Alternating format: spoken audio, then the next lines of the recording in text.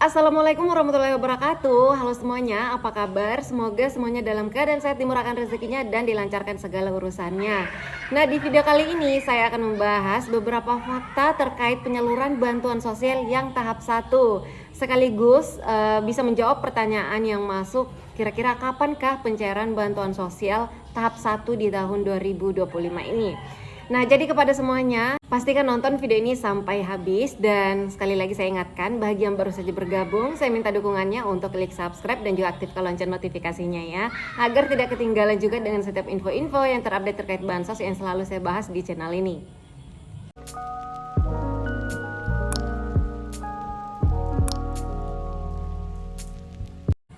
Oke, tanpa berlama-lama, berikut ini adalah beberapa faktanya. Fakta yang pertama yaitu terkait update status pencairan bantuan sosial yang ada di aplikasi SIKNJ milik pendamping. Ini saya garis bawahi ya, milik pendamping, karena katanya sih beberapa isu ada yang ngecek di akun SIKNJ milik supervisor, di sana sudah berubah menjadi SI dan bla bla bla gitu ya. Nah, setahu saya kalau status yang sudah ada di akunnya supervisor itu biasanya nggak jauh beda dengan yang ada di pendamping. Kalaupun beda statusnya, tapi nggak berubah, nggak beda jauh signifikan ya, karena ini kan akan melalui beberapa tahapan. Nah, misalnya dari periodenya terlebih dahulu yang akan berubah menjadi Januari sampai Maret 2025 misalnya, kemudian berubah lagi menjadi berhasil cek rekening, kemudian berubah lagi menjadi SP2D dan juga SPM serta SI. Nah, kalau memang di akunnya supervisor ini sudah SI atau sudah SPM, artinya seharusnya di akun pendamping ini sudah berubah periodenya menjadi periode Januari, Februari, Maret 2025. Karena seperti itu di sebelum-sebelumnya ya, nggak akan berbeda sangat jauh seperti ini. Nah, di akun pendamping sosial untuk keterangan penyaluran bantuan sosial di tahap 1 tahun 2025 ini masih stuck di sana di tahap 4 tahun 2024 lalu, yaitu periode November-Desember 2024. Sama sekali belum berubah menjadi Januari 2025. Nah, jadi itu adalah fakta yang pertama untuk pencairan bantuan sosial yang tahap 1. Selanjutnya, fakta berikutnya yaitu bantuan sosial yang saat ini sedang rame dibahas, katanya sudah cair, ada pencairan bantuan sosial, memang benar ada struknya, ada bukti penarikannya ditarik per hari ini dan beberapa hari yang lalu. Nah, perlu untuk diketahui, informasi yang baru saja kami dapatkan dari pihak penyalur, khususnya banknya, Bank Himbara, itu bukanlah bantuan sosial tahap 1, melainkan itu adalah penggenapan kota penyaluran bantuan sosial tahap 4 tahun lalu. Tapi faktanya lagi, ada beberapa KPM yang BNBA-nya di sana ada, di dalam BNBA tersebut yang ada bansosnya belum melakukan pencairan bantuan sosial.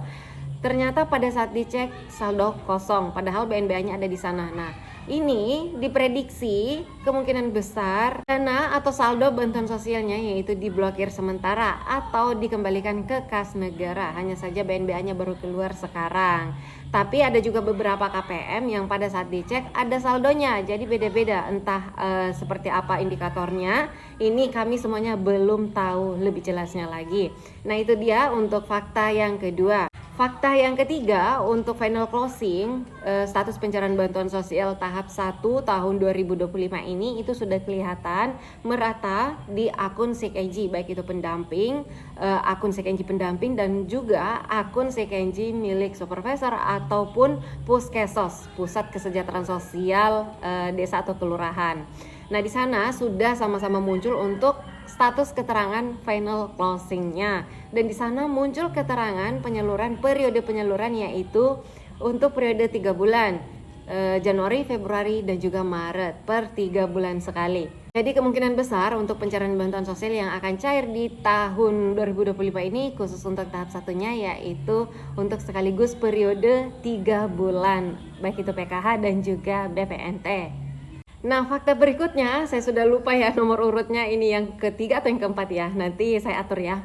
Oke, fakta berikutnya yaitu terkait penggunaan data yang sekarang ya, karena sebelumnya hanya menggunakan DTKS, sekarang telah diintegrasikan menjadi data tunggal sosial ekonomi ya, DTSE. Nah, DTSE ini otomatis akan mengalami perubahan, pembaharuan, dan juga diintegrasikan dari beberapa sumber, sehingga kemungkinan besar pada penyaluran bantuan sosial berikutnya untuk tahap 1 ini akan ada cukup banyak perubahan data. Perubahan data yang saya maksud di sini, ada beberapa KPM yang sebelumnya hanya menerima PKH misalnya, bisa jadi langsung mendapatkan BPNT juga. Dan ada yang hanya mendapatkan BPNT aja misalnya, bisa jadi langsung mendapatkan PKH juga sekaligus. Dan bahkan kemungkinan besar akan ada pengurangan juga. Beberapa KPM atau penerima bantuan sosial yang dianggap usianya masih produktif, apalagi di awal-awal tahun kemarin ya, di bulan Januari khususnya, pendamping sosial dimintai data KPM yang produktif, berpotensi bisa diikut sertakan untuk program makan bergizi gratis itu yang ke sekolah-sekolah, sehingga dilibatkan untuk KPM-KPM yang memiliki potensi di sana untuk diikut sertakan sehingga bisa menambah penghasilan sehari-hari. Nah, itu kan dalam artian diberdayakan ya, sehingga kemungkinan besar ke depannya beberapa KPM akan mengalami pengurangan setelah diintegrasikannya data ini menjadi DTSE, data tunggal sosial ekonomi. Nah, kalau kita lihat di sini kategori yang akan dikurangi nanti, yang akan mengalami pengurangan peserta bansos, yaitu salah satunya sudah pasti usianya yang masih produktif, dan juga untuk sosial ekonominya yang dianggap sudah mampu secara sosial ekonomi yang berjalan ya, di periode yang berjalan ini tentunya di tahun 2025 ini. Nah, berikutnya yaitu ada kasus baru lagi ya, yaitu apabila di sana terdeteksi ternyata yaitu daya listrik yang ia gunakan di rumahnya melebihi dari 2200 volt ampere. Nah, nanti kalau daya listriknya itu lebih dari itu yang dia gunakan di rumahnya, atau bisa jadi namanya digunakan oleh anggota keluarganya untuk memasang daya listrik di atas 2200 ampere, maka nanti akan bantuan sosialnya otomatis terputus, tertolak oleh sistem. Nah, saya akan cerita sedikit ya, ada beberapa kasus di beberapa wilayah. Jadi KPM tersebut dia memiliki anak yang bisa dibilang cukup mampu, kemudian dia membangun rumah dan menggunakan data orang tuanya untuk memasang daya listrik, dan untuk daya listrik yang ia pasang di rumahnya yaitu di atas 2200, barangkali dipakai untuk usaha dan sebagainya, sehingga data ibunya karena penerima bantuan sosial otomatis tertolak oleh sistem di dalam DTSE. Nah, itu adalah salah satu penyebab juga nanti pada pencairan bantuan sosial di tahap 1 tahun 2025 ini akan mengalami pengurangan peserta dan juga akan mengalami penambahan peserta. Tapi untuk kotanya masih akan tetap sama, yaitu pada pencairan bantuan sosial di tahun 2025 ini kota untuk peserta PKH yaitu sebanyak 10 juta KPM, dan untuk BPNT program sembako yaitu sebanyak 18,8 juta KPM. Jadi kira-kira kapankah pencairan bantuan sosial untuk tahap 1 tahun 2025 ini? Prediksi kami semuanya paling cepat kalaupun dipercepat yaitu sekitar pertengahan bulan Februari ini. Dan kalau untuk normalnya yaitu bulan Maret atau di bulan Ramadan nanti ya, antara awal-awal bulan Maret sampai dengan akhir bulan Maret mendatang. Oke, sekian informasi yang dapat saya sampaikan di video kali ini. Terima kasih yang telah menonton video ini sampai habis, dan sampai ketemu lagi dengan saya di video selanjutnya. Wassalamualaikum warahmatullahi wabarakatuh.